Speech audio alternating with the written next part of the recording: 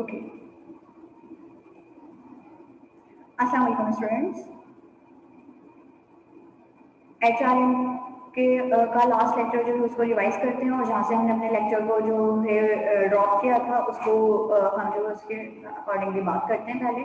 Then फिर उसके बाद जो है वो हम देख रहे होंगे कि हमें जो है किस तरीके से अपनी आगे के टॉपिक को जो है कंटिन्यू करना है। ठीक है, ये चीज़ जो है हम करते हैं सबसे पहले।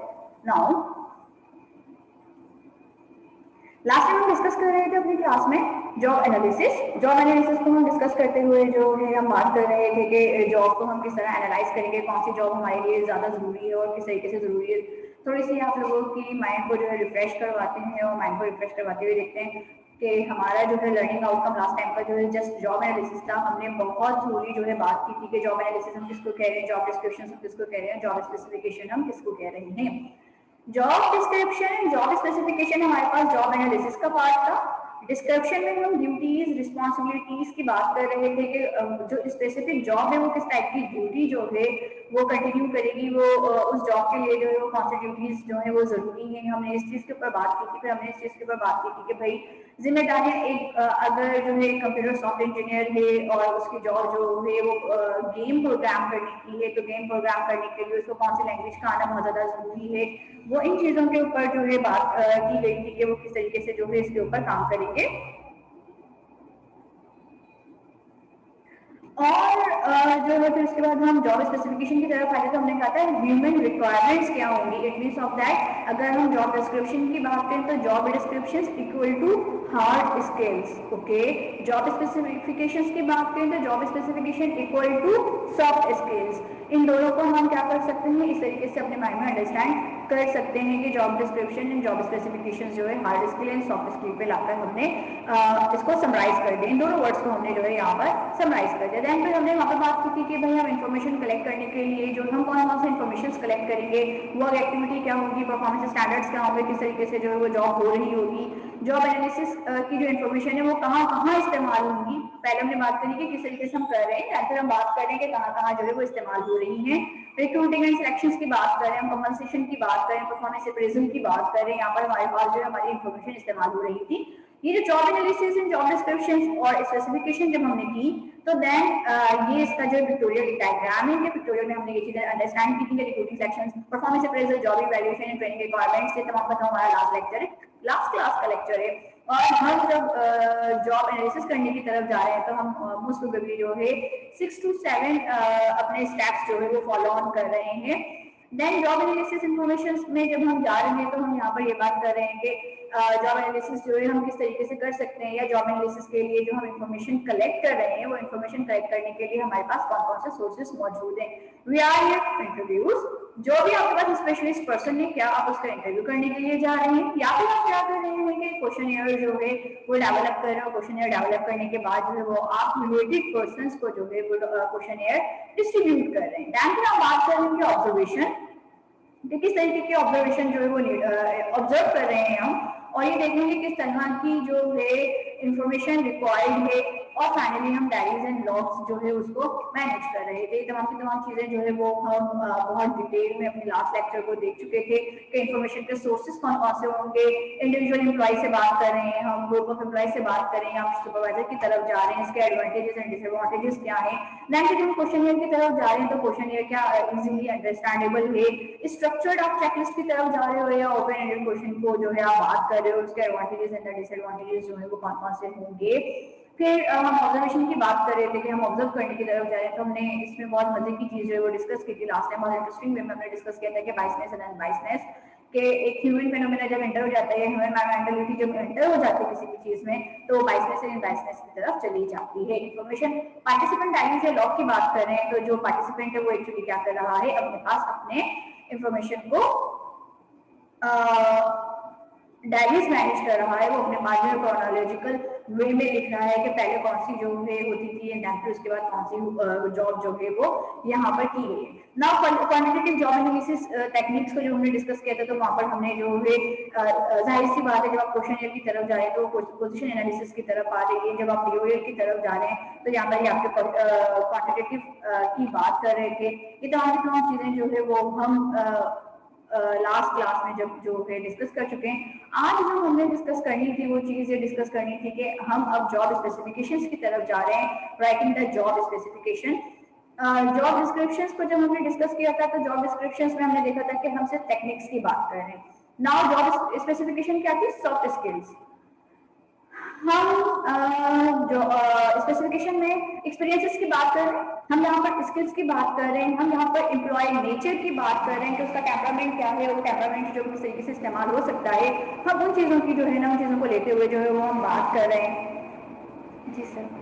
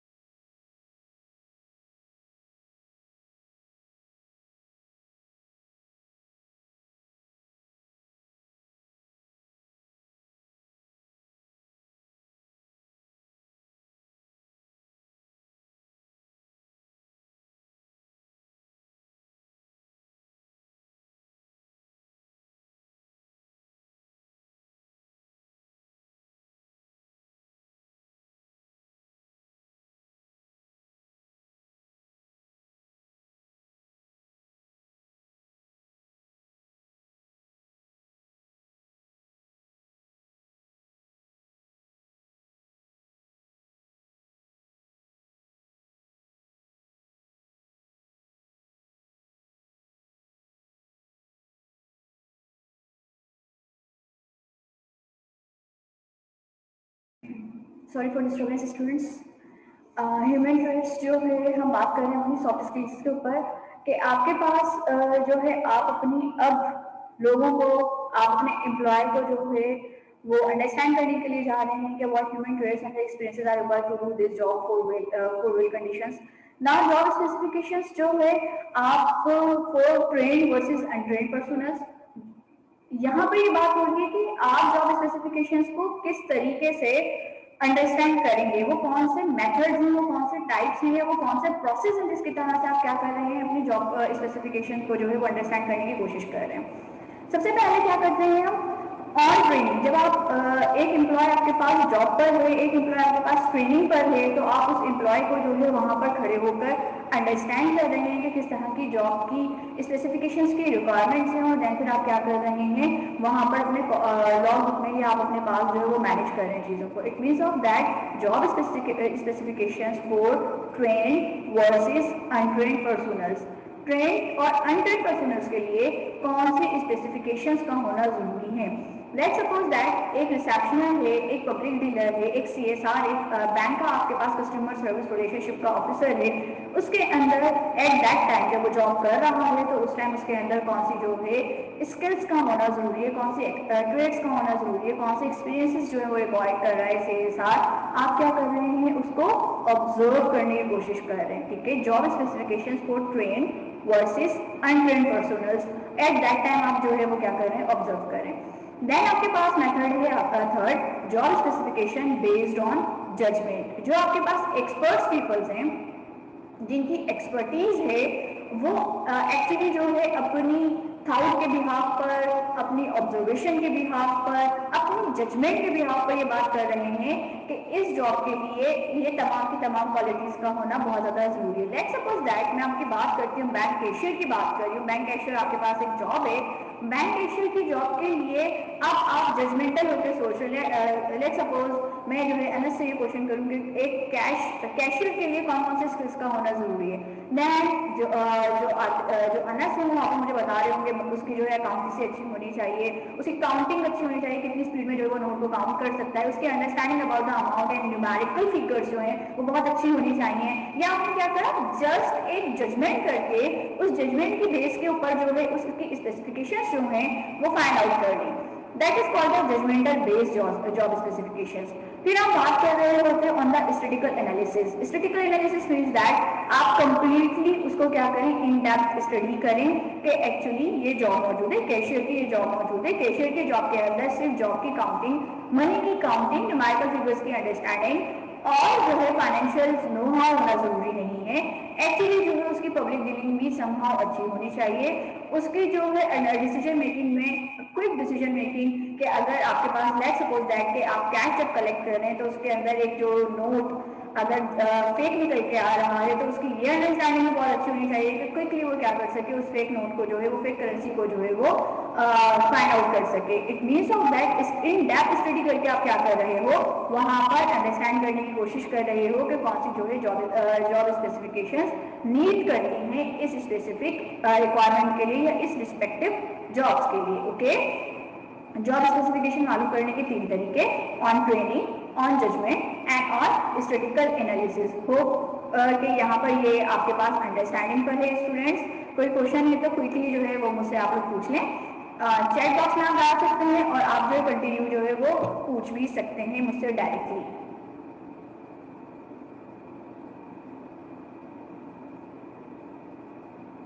मैम थर्ड वाला आपने क्या बताया?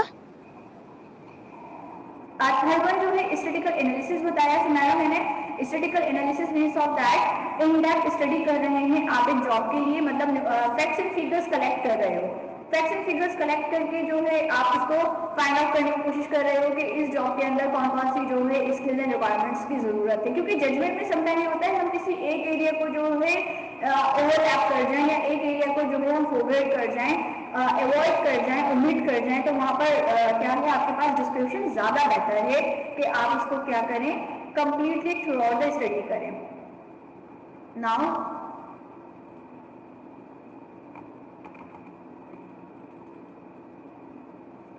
स्टैटिस्टिकल अप्रोचेस में ये यहाँ से आप लोगों को और आइडिया क्लियर हो जाएगा स्टैटिस्टिकल अप्रोचेस में एक्चुअली हो क्या रहा है। Analysis the job and decide how measure the performance. आप अपनी जॉब जो है एनालिसिस कर रहे हो और वहां पर आप डिसाइड कर रहे हो कि किस तरीके से जॉब जो मेजर होगी। आप उसे स्टैटिस्टिकल टूल्स के जरिए, कुछ स्टैटिस्टिकल टूल्स के जरिए जो है किसी पर्सन की ट्रेड्स, उसके बीज जो है वो उसको प्रिडिक्ट कर रहे हो, फाइंड आउट कर रहे हो कि सक्सेसफुली उसकी परफॉर्मेंस किस तरीके से बेहतर हो रही है। कैंडिडेट को टेस्ट कर रहे हो उन ट्रेड्स के बिहाफ के ऊपर, कैंडिडेट की जो है सब्सिक्वेंट परफॉर्मेंसेस को आप मेजर कर रहे हो और स्टैटिस्टिकली एनालिसिस कर रहे हो कि एक ह्यूमन ट्रेड्स का एक जॉब परफॉर्मेंस के साथ जो है वो किस तरीके का रिलेशनशिप मौजूद होता है। क्योंकि आपकी ह्यूमन ट्रेड्स जो हैं वो आपके पास आपकी जॉब परफॉर्मेंसेस इन दोनों का जो है वो डायरेक्ट लिंक है। क्योंकि नॉर्मली जो है आपके पास आपके जो रिसर्चर्स हैं, जो आपके ह्यूमन रिसोर्स के जो है एक्सपर्ट्स हैं, वो ये बात कहते हैं कि अगर एक ड्राई पर्सन को जो है आप एक CSR की जॉब दे दें तो वो ड्राई पर्सन अपने जो परफॉर्मेंस है वो जो परफॉर्मेंस है उसको कंप्लीटली जो है वो कवर नहीं कर सकेगा या अपने टारगेट्स जो है वो कवर नहीं कर पाएगा as compare to that person जिसकी सॉफ्ट स्किल्स जो है, जिसकी कम्युनिकेशन पावर्स जो है वो बहुत ज़्यादा स्ट्रॉन्ग है। तो ये चीज़ें जो हैं वो यहाँ पर क्या है आपके पास मैटर कर रही होती हैं आपकी जॉब स्किल्स पर। नाउ जब आप जॉब एनालिसिस से जॉब डिजाइन कर रहे होते हो अपनी स्पेशलाइजेशन, हम जॉब स्पेसिफिकेशन के टॉपिक को स्टूडेंट्स वहां पर वाइंड अप कर चुके हैं। ओके, कि जॉब स्पेसिफिकेशन आप किसको कह रहे हो। नाउ अब हम आ रहे हैं, अगर आप अपनी इनरिच कर रहे हो जॉब के, इनरिचमेंट का मतलब क्या होता है, आप एक जॉब के अंदर दूसरी जॉब को या एक एम्प्लॉय की जॉब के अंदर कुछ स्पेसिफिक एक्टिविटीज को जो है वो क्या कर रहे हो, अलाइन कर रहे हो, इनरिच कर रहे हो। इनरिच का मतलब क्या होता है, शामिल करना। तो एक जॉब के अंदर दूसरी जॉब को जब आप शामिल कर रहे हो तो उसके कौन कौन से वेज होते हैं। आप क्या करते हैं जब आप जॉब एनालिसिस कर रहे होते हैं तो 3 तरीके से जो है आप बात कर रहे हो। एक जॉब एनलार्जमेंट की बात कर रहे हो, जॉब रोटेशन की बात कर रहे हो और जॉब इंट्रेंचमेंट की बात कर रहे हो। जॉब एनरिचमेंट हो रही है, जॉब एनलार्जमेंट हो रही है और जॉब रोटेशन हो रही है। Now students enlargement, rotation and enrichment को बात करते हैं, एनरिचमेंट की बात करते हैं। एनवायरनमेंट को समझने का आसान तरीका सिंपल मैं आपकी क्लास से ही दूंगी। बहुत सारे स्टूडेंट्स बैठे हुए हैं, उनकी जो है रिस्पॉन्सिबिलिटी क्या है, पढ़ना। सही, उनकी रिस्पॉन्सिबिलिटी सिर्फ जो है अपने उस कोर्स को पढ़ना होती है। अब मैंने क्या करा, मैं बीइंग अ टीचर क्लास में एंटर हुई और मैंने फ्रेंड से कहा कि who is the best one making to the CR। ठीक है, मैंने उसकी जॉब में क्या कर दिया, पढ़ने की जो स्टूडेंट की एक स्पेसिफिक जॉब थी उसके अंदर मैंने एक और एक्टिविटी डाल दी कि वो as a behalf as a agent of a teacher जो है वो काम करेगा। That is called the job enlargement.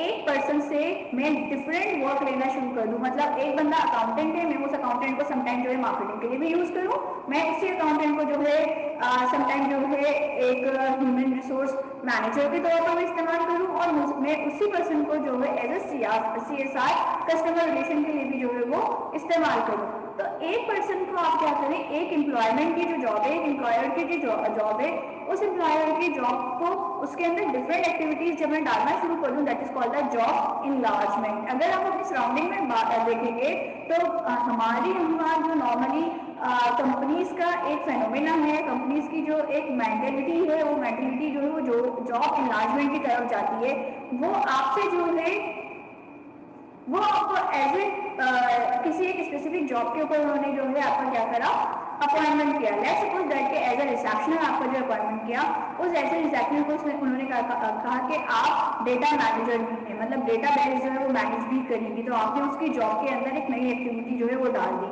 आपने उसी जॉब के अंदर एक नई एक्टिविटी, उस रिसेप्शनर की जॉब के अंदर एक नई एक्टिविटी डाली, क्या हमारे सप्लायर्स को भी डील कर रही होंगी, तो उस जॉब के अंदर जो है वो तीसरी एक नई एक्टिविटी आ जाती है। It means of that job enlargement ये बात कर रही है कि एक जॉब के अंदर आप 2 से 3 एक्टिविटी, जो उससे रिलेटेड जॉब है उससे 2 से 3 एक्टिविटी आप क्या कर रहे हैं, डाल रहे हैं। That is called vertical integration. आपने जो एक जॉब के अंदर 2 एक्टिविटीज इनपुट कर दी। जॉब रोटेशन की बात क्या करते हैं, सिंपली समझ में आने वाली चीज है जो कि नॉर्मली हॉस्पिटल में होता है। एक डॉक्टर है, उस डॉक्टर वो जो डॉक्टर है वो अपनी जो है शिफ्ट कर रहा है 9 to 10, आप रोटेट कर दें उसकी जॉब को, और उसकी जॉब को जो है वर्किंग आवर चेंज कर दें 10 to 11। Let's suppose that hospital में सबसे ज्यादा जो प्रेशर होता है पेशेंट का वो आपके पास मॉर्निंग टाइम्स में होता है, और आपके पास सबसे ज्यादा कम प्रेशर जो होता है वो नाइट की रूटीन में होता है। अब आपको क्या करना है, एक डॉक्टर को ये चीज लर्न करवानी है कि आप अपने नंबर ऑफ पेशेंट को किस तरीके से हैंडल करेंगे। वहां पर आप ये काम कर रहे हो कि आप उसकी जॉब रोटेट कर रहे हो टाइम में। मॉर्निंग की जॉब के पर्सन को आप इवनिंग में ले गए, और इवनिंग की जॉब के पर्सन को आप मॉर्निंग में ले गए। ये आपके पास सबसे कॉमन एग्जांपल्स होती है जॉब रोटेशन की। लेकिन जॉब रोटेशन का बेनिफिट क्या होता है, मतलब क्वेश्चन इज दैट कि आप इसको किस बेनिफिट पे लेके जाओगे, इससे फायदा क्या हो रहा है।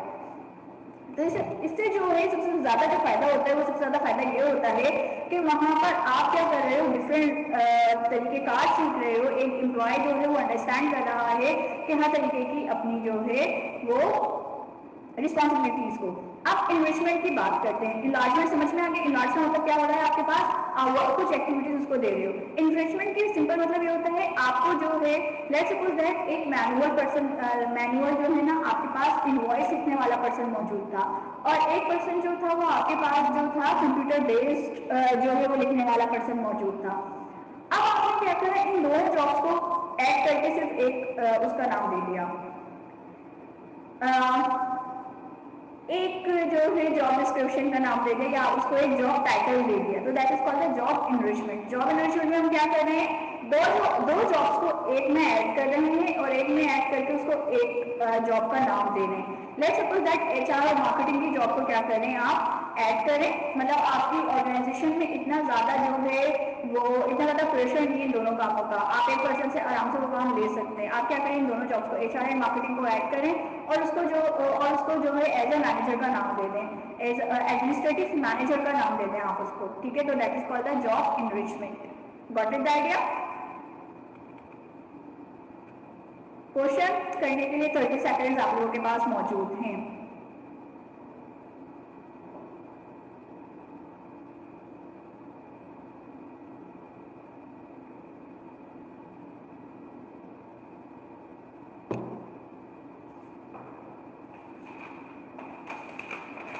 Good. Now competency based analysis कर रहे होते हैं। कॉम्पिटेंसी बेस्ड एनालिसिस को स्टूडेंट्स में क्विकली इसलिए मूव करूंगी कि यहाँ पर जो है एक्चुअली जस्ट आपको पता होना चाहिए कॉम्पिटेंसी बेस्ड एनालिसिस क्या होता है। कॉम्पिटेंसी आप किसको कहते हैं, यूनिकनेस को। किसी भी लेवल के अंदर जो है कुछ कॉम्पिटेंसीज, कुछ यूनिकनेस मौजूद है, कुछ डिफरेंशिएशन मौजूद है, आप उसको क्या कह रहे हैं, कॉम्पिटेंसी बेस्ड एनालिसिस की बात करते हैं। जब आप क्या कर रहे हैं, किसी भी पर्सन को किस तरह जज करेंगे, उसके जनरल कॉम्पिटेंसीज सॉफ्ट स्किल के बिहाफ पर, हर पर्सन लीडर नहीं होता, तो आप ये देख रहे हो कि उस जॉब के लिए लीडरशिप की जरूरत है या नहीं है, आपने इसकी बेस के ऊपर और आपने टेक्निकल कॉम्पिटेंसीज का जो है नाम दे दिया। अब ये जो कॉम्पिटेंसीज है ये आप किस तरह कर रहे हो, जॉब इंटरव्यू के बिहाफ पे कर रहे हो। शेयर कॉम्पिटेंसीज डेटाबेस जो है वो वहाँ पर मौजूद है और आप उसके बिहाफ पे कर रहे हो। यहाँ पे जो की टर्म्स आपके पास स्लाइड्स नजर आ रही है, की टर्म्स क्या है आपके पास, वो तमाम की तमाम टर्म्स हैं जो कि एचआर के लिए, जॉब एनालिसिस के लिए बहुत ज्यादा जरूरी है। ओके, ये वो टर्म्स हैं जिसको देखने के बाद आपको रियलाइज होगा कि आपने इस पूरे टॉपिक में कौन कौन सी चीजें पढ़ी हैं और वो कौन कौन सी चीजें जो है वो आपके लिए जरूरी है। Job analysis, job specifications, organisation chart, process chart, log diary पढ़ी है आपने, पीएक्यू पढ़ा है आपने, SOC, job environment, rotation and the entrenchment, ये आपके पास जो है आपका जॉब एनालिसिस का जो है टॉपिक था, जो कि अब फाइनली जो है हमारे पास अपने अख्ताम को पहुंचा, क्योंकि ये जो टॉपिक था हमारे पास जो है ये लास्ट क्लास का था।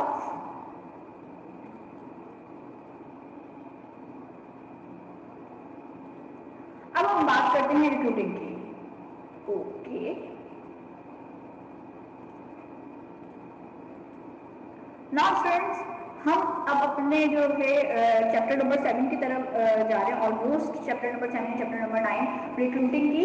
हम जो हमारा एचआर मॉडल था, इस एचआर मॉडल में हम जो है ह्यूमन रिसोर्स प्लानिंग देख चुके हैं कि एचआर प्लानिंग कैसे होती है। सबसे पहले हमने जो है अपने कॉन्सेप्ट क्लियर किए थे, कॉन्सेप्ट क्लियर करने के बाद जो है हम एचआर प्लानिंग की तरफ गए थे और उसके बाद एचआर प्लानिंग से करते करते हमने कहा था कि एचआर प्लानिंग के साथ साथ हमें internal environment and external environment for the HR, specifically HR में मालूम होना चाहिए, हमने वो चीज़ें देखी थी। फिर हम आए थे जॉब एनालिसिस पे। अब हम जो है अपने नेक्स्ट पार्ट पर जा रहे हैं और नेक्स्ट पार्ट हमारे पास है रिक्रूटमेंट। एक मैनेजर को ये बात पता चल गई है, एक ऑनर ये बात अंडरस्टैंड कर चुका है कि ये मुझे इतने लोगों की जो है ज़रूरत है और मेरा एचआर प्लान या मेरी ऑर्गेनाइजेशन है वो मैक्सिमम 15 लोगों के वर्किंग से ही रन करेगी। ओके, जब उसने ये बात अंडरस्टैंड कर ली तो उसने ये बात फिर अंडरस्टैंड करी कि ये ह्यूमन्स कहाँ से आएंगे।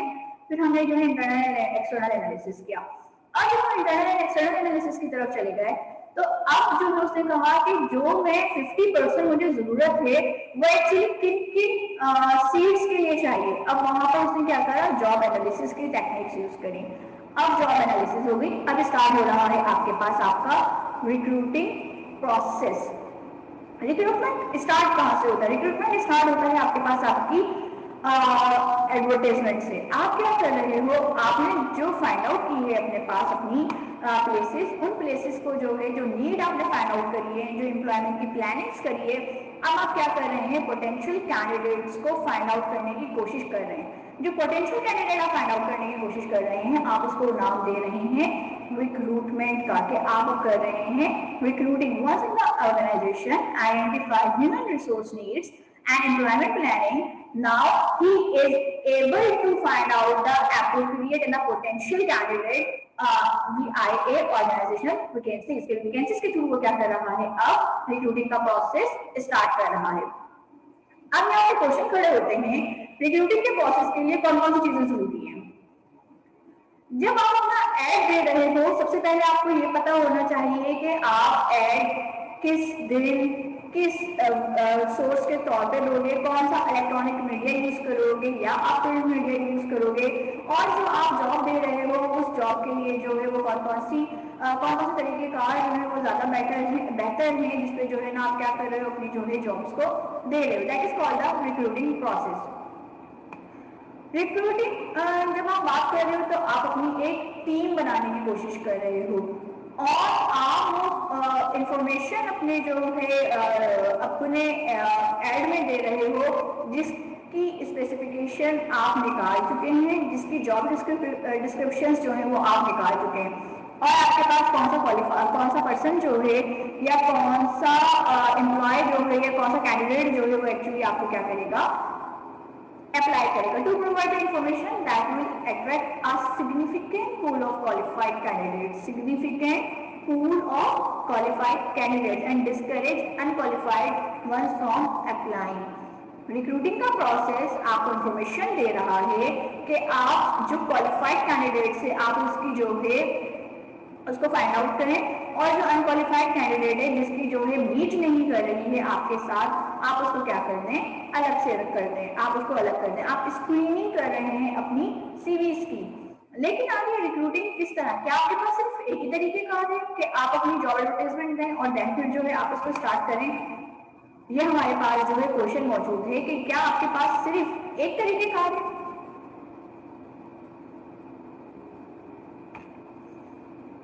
नहीं, आपके पास बहुत सारे जो वेज होते हैं।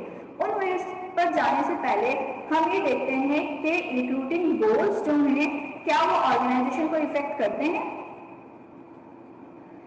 रिक्रूटिंग गोल्स में हम बात करें, और रिक्रूटिंग गोल्स में हम ये बात कर रहे हैं कि वो कौन कौन से फैक्टर्स हैं जो ऑर्गेनाइजेशन को इफेक्ट करते हैं अगर हमारे पास जो है हमारी ऑर्गेनाइजेशन सही से वर्क नहीं कर रही हो। यहाँ पर आपके सामने जो है 2 से 3 जो है नजर आ रहे हैं। सबसे पहले जो है आपके पास factors that affect recruiting efforts. कौन कौन से फैक्टर्स हैं जो कि इफेक्ट कर रहे हैं रिक्रूटिंग के एफर्ट्स? ऑर्गेनाइजेशनल साइज, ऑर्गेनाइजेशन का इटसेल्फ साइज क्या है, ये क्यों आपको इफेक्ट कर रहे हैं? आपकी जितनी बड़ी ऑर्गेनाइजेशन होगी उतनी ही ज्यादा जो है वहां का स्ट्रक्चर जो है वो स्ट्रॉन्ग होगा, स्टेबल स्ट्रक्चर होगा। लेट्स सपोज दैट हम जो है अभी आप, क्योंकि आप यूनिवर्सिटी एरिया में मौजूद हैं, आप लोगों की प्रैक्टिकली जो है इम्प्लीकेशन या व्यूज जो है वो यूनिवर्सिटी एरियाज पर हैं। कराची यूनिवर्सिटी क्या है, वो आपके पास स्ट्रक्चर्ड एक ऑर्गेनाइजेशन मौजूद है। अगर वो स्ट्रक्चर्ड ऑर्गेनाइजेशन मौजूद है, इसका मतलब क्या होगा, वहां पर आपके पास आपको प्रॉपर अलाउंस भी मिलेंगे, आपका सैलरी पैकेज भी मार्केट कॉम्पिटेटिव होगा, आपको सीखने के बहुत सारे मौके जो है वो वहां पर मौजूद हैं, और आपको कंपटीशन भी इटसेल्फ इतना ही मिलेगा। तो that is called the organisational size. Organisational के साइज ने क्या करा, आपके रिक्रूटिंग प्रोसेस को जो है वो वहां पर जो है उसको इफेक्ट किया। ओके, ऑर्गेनाइजेशनल साइज जो है वो अफेक्ट कर रहा है आपके पास आपकी रिक्रूटिंग एफर्ट्स को। ऑर्गेनाइजेशन इमेज की बात करते हैं, positive image and negative image. Let's suppose that Karachi university की हम बात ही कर रहे हैं, तो हम यहाँ पर आगे जाके इसी को कंटिन्यू करते हैं, इसी एग्जाम्पल्स को आप कंटिन्यू रखते हैं। कराची यूनिवर्सिटी में जो है आप हर शख्स जो है उसकी कोशिश होती है कि वो जो रिक्रूट करे। इट मीन्स ऑफ दैट जब आप वहाँ पर कोई भी वैकेंसीज ओपन करेंगे तो वो वैकेंसी ओपन होते के साथ ही जो है उसकी एप्लीकेशन आना स्टार्ट हो जाएगी बिकॉज ऑफ दैट उसका इमेज अच्छा है, ओके, या उसका इमेज स्ट्रॉन्ग है।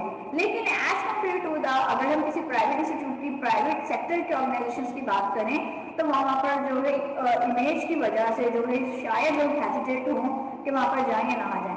Employment conditions in the area, employment conditions कितनी अच्छी हैं, क्या लोग सेटिस्फाइड होकर काम करते हैं, यहाँ पर वहाँ पर लैब फीलिंग तो बहुत ज़्यादा नहीं होती, और नॉर्मली अगर आप बात करें तो वहाँ पर हर शख्स जो है दूसरा बंदा ये बात पूछ रहा होता है कि पॉलिटिक्स तो नहीं है वहाँ पर एम्प्लॉय के दरमियान। That is called the employment conditions in that area. Working condition, salary and benefit. आप इस चीज़ के ऊपर बात कर रहे हो तो सैलरी एंड बेनिफिट्स के ऊपर, कि सैलरी एंड बेनिफिट्स जो है वो क्या है और क्या नहीं है, आप इनके ऊपर बात कर रहे हो। देन वर्किंग कंडीशंस के बाद आप ग्रोथ के ऊपर, ऑर्गेनाइजेशन ग्रोथ और डिक्लाइनिंग की बात करो। जैसे कि अगर हम अभी कोविड के एरिया से गुजरे तो आप लोग देख रहे होंगे कि बहुत सारी ऑर्गेनाइजेशंस क्या हैं वो डिक्लाइनिंग ट्रेंड की तरफ जा रही है। कुछ ने अपने आप को बहुत, अगर हम प्राइवेट ऑर्गेनाइजेशंस की तरफ बात करें, पाकिस्तान के सिनेरियो में रिलेटेड हम बात करें तो पाकिस्तान के सिनेरियो में बहुत ज़्यादा प्राइवेट ऑर्गेनाइजेशंस जो इस्तेमाल होती हैं। तो प्राइवेट ऑर्गेनाइजेशंस का declining ratio as compare to the other country although हमारे पास कम है, लेकिन फिर भी जो है वो क्या है, उसकी ग्रोथ जो है वो कम हो रही है। तो ग्रोथ जो है जो उसकी कम हो रही है और ग्रोथ जो है नीचे की तरफ आई, तो वो आपके पास रिक्रूटिंग के प्रोसेस को जो है वो इफेक्ट्स कर रही होती है, क्योंकि वहाँ पर लोग सोच रहे होते हैं अगर कोई बहुत ज़्यादा एक्सपीरियंस पर्सन है और उसकी जो क्वालिफिकेशन है वो क्वालिफिकेशन मीट कर रही है वहाँ पर, तो वो ये बात सोचता है कि मैं अपनी ऑर्गेनाइजेशन में स्टे करूँ। और एक अच्छा आपके पास जो होता है कैंडिडेट जो है वो मिस हो जाता है अगर आपके पास आपकी स्टेबिलिटी, आपका ऑर्गेनाइजेशन जो है वो स्टेबल नहीं है। तो जॉब अट्रैक्टिवनेस की बात करें, एक जॉब कितनी अट्रैक्ट करती है। लेट्स सपोज दैट आप लोग जो है अब बीबीए पास आउट होने के बॉर्डर पे पहुंच चुके हो, ठीक है, आपको कौन सी जॉब अट्रैक्ट करेगी।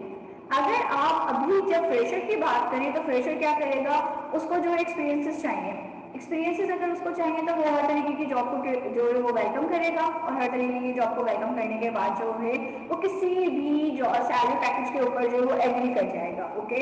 लेकिन वो पर्सन जिसको काम करते हुए मार्केट में 15 साल हो चुके हैं, उसको जो है बहुत अच्छी तरीके से अंदाजा है, उसको इस बात का बहुत अच्छी तरीके से अंदाजा है कि वो किस तरीके से जो है मार्केट में जो है ना कंपटीशन किस तरीके का है, मार्केट में जो लोग हैं वो किस तरीके के अवेलेबल है, मेरे पास उनसे ज़्यादा कॉम्पिटेंसीज मौजूद हैं, तो वहाँ पर उसकी जो अट्रैक्टिवनेस है उसका लेवल ही कुछ और होगा।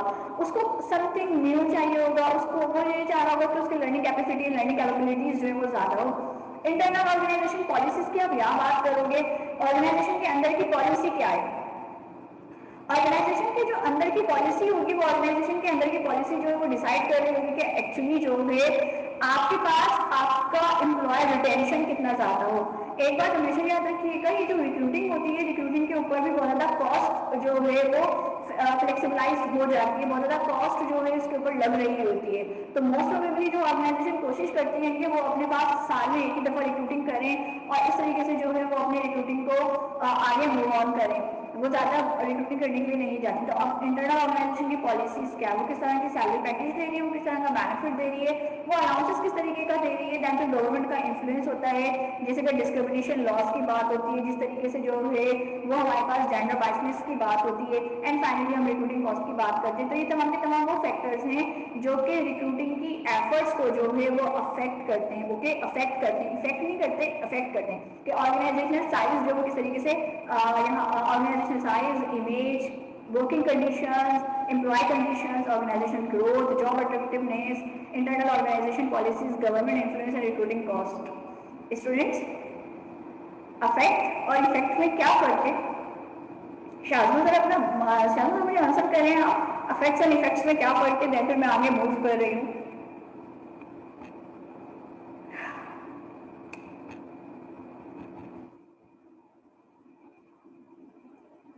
हाँ जी। This is अफेक्ट नाउन है और ये कौन है? अनस।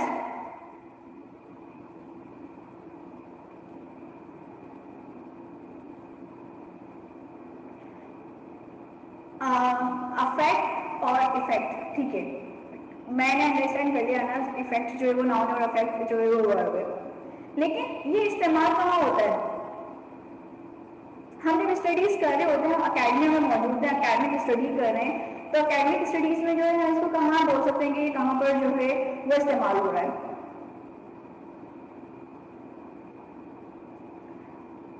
देखो, इफेक्ट कहते हैं किसी भी चीज के ऊपर इन्फ्लुएंस करना, ओके, और इफेक्ट कहते हैं कॉज को, कि ये वजह क्या बन रही है। तो रिक्रूटिंग की वो फैक्टर्स जो रिक्रूट करने के टाइम पर आप क्या कर रहे हो, मद्देनजर रख रहे हो, असबाब क्रिएट कर रहे हो, तो उसको हम कह रहे हैं अफेक्ट करना। रिक्रूटिंग को इफेक्ट नहीं कर रहे, लेकिन रिक्रूटिंग को अफेक्ट कर रही है। Got it the point guys?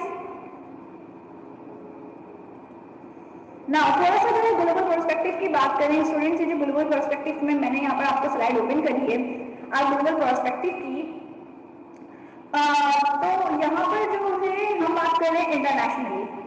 HR अगर आप नेशनली कर रहे हो तो ओके है, आपका सराउंडिंग जो है, आपकी निश मार्केट मौजूद है, आपकी सराउंडिंग मौजूद है, आप यहाँ पर करोगे। लेकिन अगर आप इंटरनेशनली बात कर रहे हो तो अब आप इंटरनेशनली जो है सिर्फ यहाँ पर जो है कुछ टर्म्स जो है स्टूडेंट हम क्लियर करेंगे, बाकी चीजें आपको समझ में आ जाएंगी। हम यहाँ पर 3 तरीके से काम करते हैं। For some positions, the whole world is a relevant labor market. हमें ये बात अंडरस्टैंड है कि भाई पूरी जो दुनिया है वो आपके पास आपके लिए रेलिवेंट है। तो आप किस तरीके से करोगे? होम कंट्री नेशन, अब आप 3 तरीके का स्टार्ट कर रहे हो, ठीक है। होम कंट्री नेशनल्स को ले रहे हो, होम कंट्री नेशनल्स को आप किस टाइम लोगे? होम कंट्री का मतलब क्या होगा सिंपल स्टूडेंट्स? वो कंट्री जो कि आपके पास एंटर हो रही है किसी दूसरी कंट्री के अंदर, ये that is called the whole country nationals. Let's suppose that America का एप्पल है, अमेरिका का एप्पल पाकिस्तान में एंटर होगा। अमेरिका का जो एप्पल है, अमेरिका की जो नेशन हो जाएगी वो हमारे लिए क्या हो जाएगी? वो उस एप्पल के लिए उसकी होम कंट्री क्या हुई? अमेरिका। और एंटर किस में हो रहा है? वो पाकिस्तान में। तो पाकिस्तान क्या हो जाएगी? उसकी होस्ट कंट्री हो जाएगी। अब आप बात कर रहे हो कि भाई वो कौन कौन से सिनेरियो या वो कौन कौन सी ऑर्गेनाइजेशन है जहाँ पर आप अपने ही नेशनलाइज को लेकर जो है, मतलब अमेरिका अपने ही अमेरिकन को लेकर पाकिस्तान में एंटर हो, सही, या फिर वो पाकिस्तान के लोगों से काम ले। ये आप अब डिसाइड हो रहा है किसके ऊपर, आपकी जॉब डिस्क्रिप्शंस के ऊपर। अगर जो है एक्सपीरियंस की बात की जाए और अगर जो है टेक्नोलॉजिकल इम्पैक्ट्स की बात की जाए या फिर किसी भी जॉब की जो है स्किल्स जो स्पेसिफाइड जॉब होती है उसकी बात की जाए, तो होम कंट्री हमेशा अपना लेबर लेकर आती है होस्ट कंट्री के अंदर। Okay, got it my point? Okay, upgrade कर देते हैं इसको।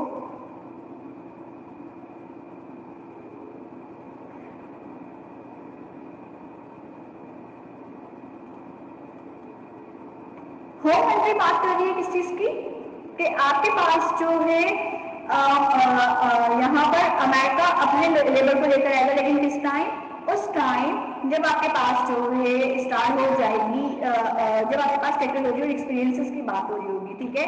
और होस्ट कंट्री नेशन कब इस्तेमाल करेंगे, लेट्स सपोज दैट अमेरिका ही है, अमेरिका उस टाइम होस्ट कंट्री नेशन इस्तेमाल कर रहा है जहां पर लॉ को कंट्रोल करना है, एक्सपर्टीज की बात हो या फिर जो है कस्टमर के साथ जो है वो बात करनी हो, उस टाइम वो क्या कर रहा है, वहीं के लोगों को जो है ना रिक्रूट करेगा। ओके, सब लॉ को कंट्रोल करना है, एक्सपर्टीज की बात हो रही है, लैंग्वेज की बात हो रही है, आपके प्रोडक्ट एडजस्टमेंट की बात हो रही है, तो उस टाइम आप क्या कर रहे हो, होस्ट कंट्री नेशनल्स को जो है वो काम कर रहे हो, उसके ऊपर ही काम कर रहे हो आप। Okay fine students, that is called the global perspective.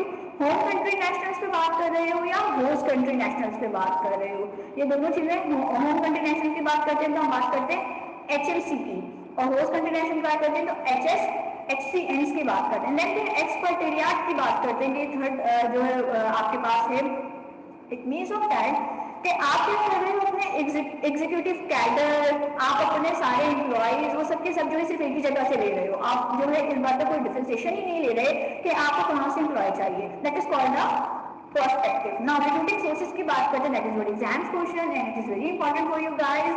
तो recruiting sources mean that recruit करने के कौन कौन से तरीकेकार होते हैं। रिक्रूट मीन्स दैट आपको आपका अवेलेबल एम्प्लॉय कहाँ से मिलेगा। Sources should match the positions to be filled. वो कौन कौन से सोर्सेज हैं जहां से आपके पास आपकी जो पोजीशन है वो फिल्ड होगी। The internet is providing many new opportunities to recruit and causes the companies to revisit past recruiting practices. Internet ने बहुत ज़्यादा जो है आपको फायदा दे दिया है, लेकिन फिर भी जो है बहुत सारी जो कंपनीज हैं वो कौन कौन से सोर्स यूज करती हैं। पहला है आपके पास internal recruiting system, internal sources, then external sources, फिर है आपके पास एम्प्लॉयर रेफरल एंड रिकमेंडेशंस या अल्टरनेटिव्स। पाकिस्तान में internal sources, external sources, employer referral and alternative पे हम बात कर रहे हैं। पाकिस्तान में रहते हुए बात करें तो पाकिस्तान में स्टूडेंट्स में आप लोगों को बता दूं सबसे ज्यादा इस्तेमाल होने वाला है आपके पास एम्प्लॉयर रेफरल या फिर रिकमेंडेशन, क्योंकि हमारे पास जितनी भी बड़ी पोस्ट होती है या जितने भी अच्छे साउंड पैकेजेस की पोस्ट होती हैं वो ज़्यादातर ज़्यादा ही होती हैं आपके पास रेफरल पर, और ये हमारे पास हमारा प्रैक्टिकल मतलब एक मार्केट अप्रोच है। एनीवेज, रिक्रूटिंग सोर्सेज, सबसे पहले द इंटरनल सोर्सेज की बात करते हैं। इंटरनल सोर्सेज कौन कौन से होते हैं। इंटरनल सोर्सेज का मतलब सिंपल क्या हुआ, एक ऑर्गेनाइजेशन मौजूद है, हम किसकी बात करें, नूर टेक्सटाइल की बात करते हैं, हम फेरोज टेक्सटाइल, नूर टेक्सटाइल की बात कर लेते हैं। नूर टेक्सटाइल मौजूद है, नूर टेक्सटाइल में जो है आपके पास जो है जॉब एप्लीकेशंस निकली, जॉब की नीड्स निकली। अब जो नूर टेक्सटाइल वो क्या करेगी, इंटरनल सर्च कर रहे हैं। अब आप इंटरनली वो क्या करेगी, जब भी आप किसी भी ऑर्गेनाइजेशन में एंटर हो तो एंटर होने के साथ ही सामने जो है एक बोर्ड लगा हुआ होता है। एक तो हिरार्की होती है किसी भी ऑर्गेनाइजेशन की और दूसरी होती है आपके पास रिक्रूटिंग बोर्ड होता है। उसके ऊपर बता देते हैं कि भाई हमें जो है इस तरीके की इन लोगों की जो है वो जरूरत है। That is called the internal search. Organisational job search कर रही है इंटरनली। ज़्यादा आने की क्या जरूरत थी बेटा, मैं बस खत्म होने वाली मेरी मीटिंग में। ये मीटिंग जो है 6 मिनट के बाद स्टूडेंट खत्म होगी, मैं दोबारा से मीटिंग प्लान करके एंटर होंगी, ठीक है ना। मैं इंटरनल सर्च बात कर रहे हैं तो it means of that organisation that promote from the within identified current employees for job openings.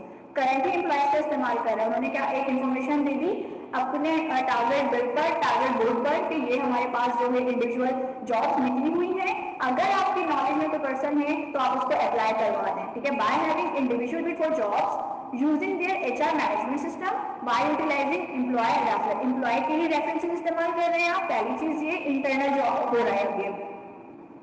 आपने अपनी ऑर्गेनाइजेशन के अंदर अपने बोर्ड के ऊपर जो है सर्कुलेट करवा दिया।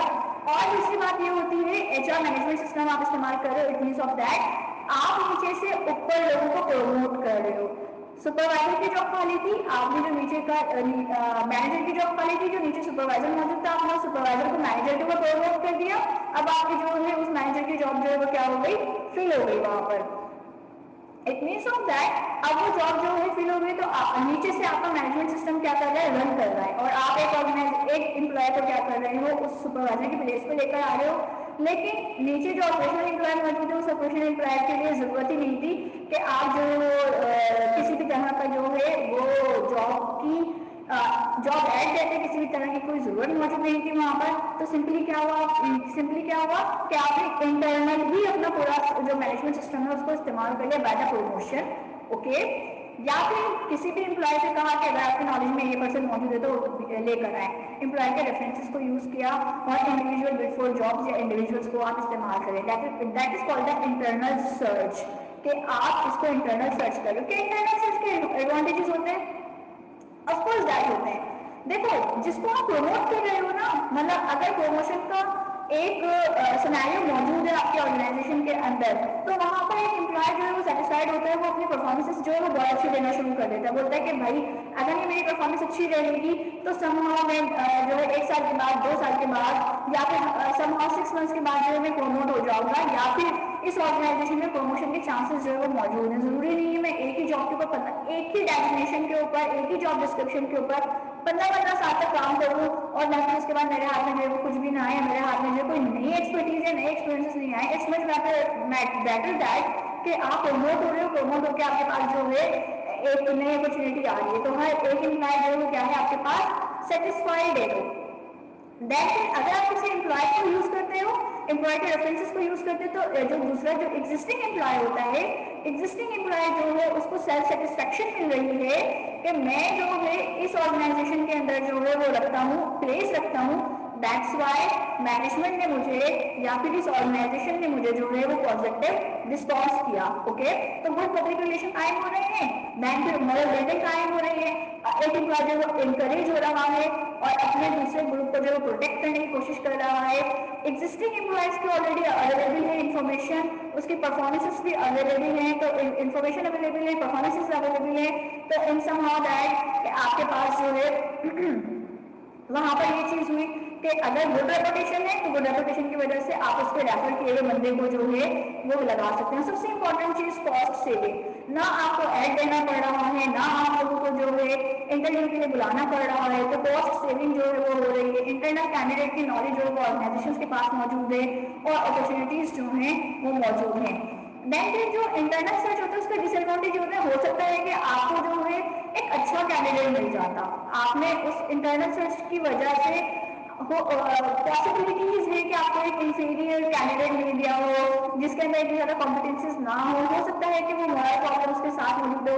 लेट्स सपोज दैट कि 2 सिस्टर अगर एक जगह काम कर रही होती, सॉरी फॉर गर्ल्स लेकिन ये एग्जाम्पल मैं जरूर दूंगी, 2 सिस्टर अगर एक जगह काम कर रही होती है एक ऑर्गेनाइजेशन के अंदर, और अगर उनके अंदर पहले से क्लैशेस मौजूद हैं तो वो क्लैशेस जो है वो ऑर्गेनाइजेशन के अंदर भी आते हैं और वो उस ऑर्गेनाइजेशन का कल्चर जो है वो टॉक्सिक हो रहा होगा, तो अब जो है ये मॉरल प्रॉब्लम्स भी वहां से आ जाती है। और इस चीज को बैकअप करते हैं कि ये प्रॉब्लम सिर्फ गर्ल्स के साथ नहीं होती है, ये प्रॉब्लम बॉयज के साथ भी होती है कि कोई कजनशिप में आ रहा होता है, कोई जो है सिबलिंगशिप में आ रहा होता है, तो वहां पर अगर ऑलरेडी जो है ना पहले से किसी तरह की ग्रीवेंसेस मौजूद है तो वो ग्रीवेंसेस जो है वो इन्वायरमेंट ऑर्गेनाइजेशन भी बर्दाश्त कर रही है, तो ये प्रॉब्लम आती है। और जो पोटेंशियल इन बिल्डिंग नहीं हो पा रही, इनफिनिटी आ रही है तो अंडरस्टूड है कि पोटेंशियल इन बिल्डिंग तो होगी नहीं। Potential in building in sense of that कि आपके पास जो है न्यू स्किल्स, न्यू एक्सपर्टीज जो है नहीं आ रही और आपके ऑर्गेनाइजेशन जो है सर्वाइवल कंडीशन में नहीं जा रही। ये तमाम की तमाम जो है इंटरनल सर्च की मौजूद थी।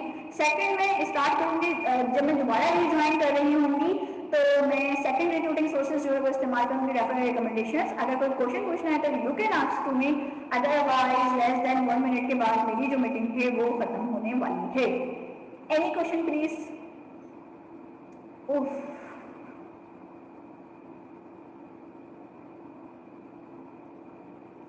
7 पार्टिसिपेंट में कौन कौन से मौजूद हैं भाई? अच्छा जी, ओ आज जेड आपका कैसे आना हुआ?